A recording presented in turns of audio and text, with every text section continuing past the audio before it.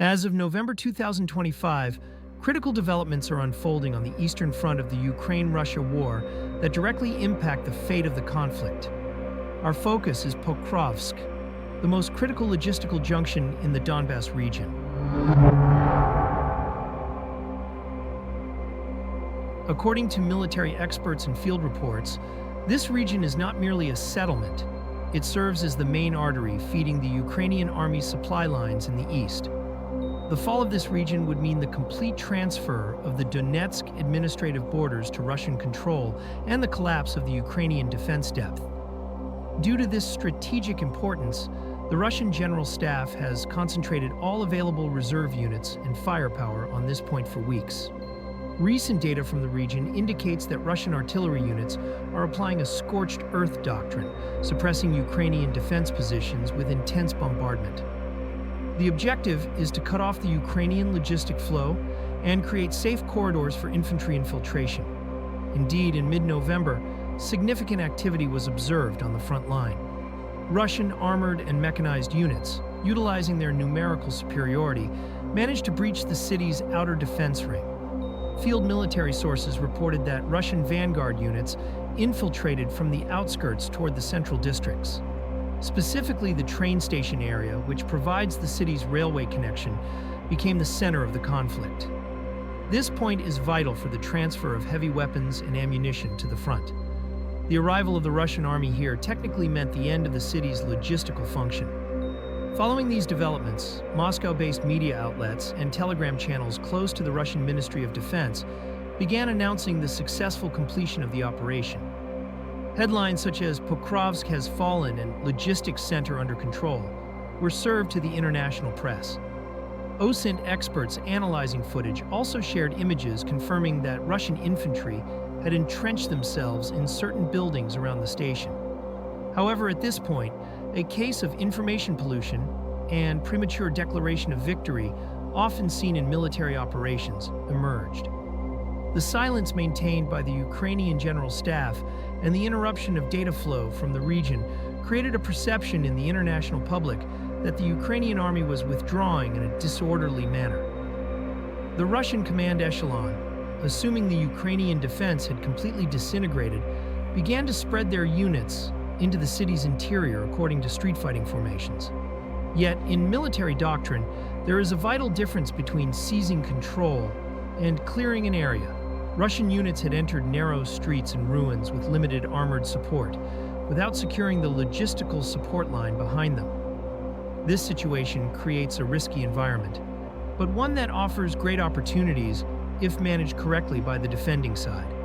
The silence of the Ukrainian army at this stage was not a sign of defeat, but of planned operational discipline. The Ukrainian command in the region activated a risky defense plan aimed at drawing the Russian main body into the city and trapping them in a ring of fire. In the third week of November, during the night hours, the course of events changed radically. The Ukrainian armed forces moved to the second phase of their tactical plan under the guise of withdrawal. This phase involved shifting from a defensive position to an active offensive position. The operation began not as a classic frontal assault, but as a coordinated pincer movement, utilizing modern warfare techniques heavily. First, the Ukrainian Army's electronic warfare systems and FPV drones came into play. The communication and logistical connections of the Russian units that had infiltrated the city center with their rear supply lines were targeted. Russian armored vehicles and ammunition trucks were destroyed at predetermined coordinates by drone strikes. This move left the Russian infantry inside the city without support and paralyzed the chain of command. Immediately following the severing of the logistical link, Ukraine's Reserve Special Operations Brigades and mechanized infantry elements launched a multi-directional clearing operation. The center of gravity of the operation was the train station area, which Russian propaganda claimed to have taken. Russian units found themselves under a 360-degree siege at an unexpected moment. Ukrainian units experienced in close quarters battle advanced by clearing buildings room by room. The tactical engagement within the urban sprawl of Pokrovsk quickly devolved into high-intensity friction warfare. Unlike open-field combat, The urban environment negated the Russian advantage in long-range artillery. Ukrainian assault teams, utilizing night vision capabilities and intimate knowledge of the local infrastructure, executed a systematic dismantling of the Russian forward positions. The fighting was characterized by the use of grenades, small arms, and shoulder-fired thermobaric weapons within the confines of residential blocks and administrative buildings. Reports suggest that Ukrainian forces effectively utilized the subterranean maintenance tunnels connecting the railway infrastructure to flank Russian positions that were dug in at street level. This verticality of the battlefield allowed Ukrainian units to bypass fatal funnels and strike the occupying forces from the rear and flanks, creating chaos within the Russian ranks. The situation for the Russian Storm Z and VDV units trapped in the station sector became critical within the first 6 hours of the counterattack. Without encrypted communication channels, which had been jammed by Ukrainian electronic warfare assets, Russian platoon commanders were unable to coordinate a cohesive defense or request extraction. The fragmentation of the Russian force led to isolated pockets of resistance that were methodically neutralized.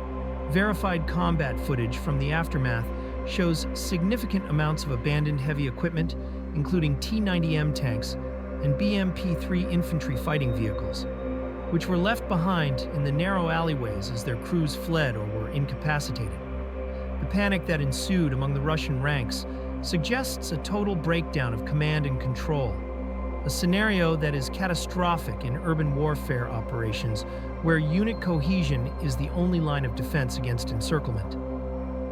Simultaneously, on the outskirts of the city, Ukrainian artillery brigades executed a precise interdiction campaign. By establishing a fire control zone over the main highways leading into Pokrovsk from the east, they effectively created a wall of steel that prevented Russian operational reserves from reinforcing their beleaguered comrades in the city center. This isolation doctrine ensured that the Russian units inside the cauldron were left to their own devices, facing a better equipped and highly motivated adversary. The decision by the Ukrainian command to withhold these artillery assets until the trap was fully sprung demonstrates a high level of operational security and strategic patience, contradicting earlier assessments of a disorganized defense. As the dust settled after 48 hours of relentless combat, the operational picture had been completely redrawn. The Ukrainian flag was visually confirmed, flying once again over the main terminal of the Pokrovsk train station, a symbolic and tactical victory that resonated across the entire front. The clearing operation resulted in the neutralization of a significant number of enemy combatants and the capture of valuable intelligence regarding Russian winter offensive plans. Furthermore, the recovery of this logistical hub ensures that the flow of supplies to other sectors of the Donetsk front remains uninterrupted.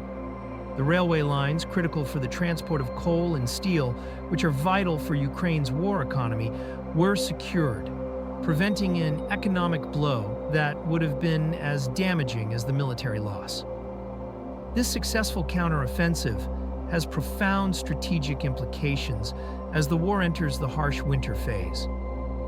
Russia's failure to secure Pokrovsk before the ground freezes and the weather conditions deteriorate means that their troops will be forced to remain in exposed temporary positions in the open steppe, rather than in the urban cover they had fought to secure.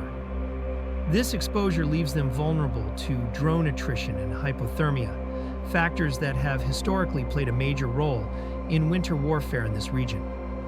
Conversely, by holding the city, Ukrainian forces retain access to heated infrastructure and hardened cover, providing a significant morale and physical advantage over the coming months. The Pokrovsk operation also sends a clear signal to Ukraine's international partners. It demonstrates that with the correct application of combined arms tactics and precision weaponry, the Ukrainian armed forces are capable of conducting complex offensive maneuvers, even under the pressure of a numerically superior enemy. This victory serves as a rebuttal to the narrative of a stalemate and reinforces the argument for continued military aid. The destruction of elite Russian airborne units in an urban trap proves that quality of command and tactical flexibility can overcome sheer mass, As we analyze the debris and the shifting front lines, it becomes evident that the battle for Pokrovsk was not just a fight for a city, but a pivotal moment that halted the Russian momentum in the Donbas and set the stage for the next phase of the conflict. The Russian military machine has suffered a tactical humiliation that will require time to recover from, while Ukraine has solidified its defensive posture, turning a potential disaster into a defensive triumph. We will continue to monitor the situation as both sides recalibrate for the winter campaign.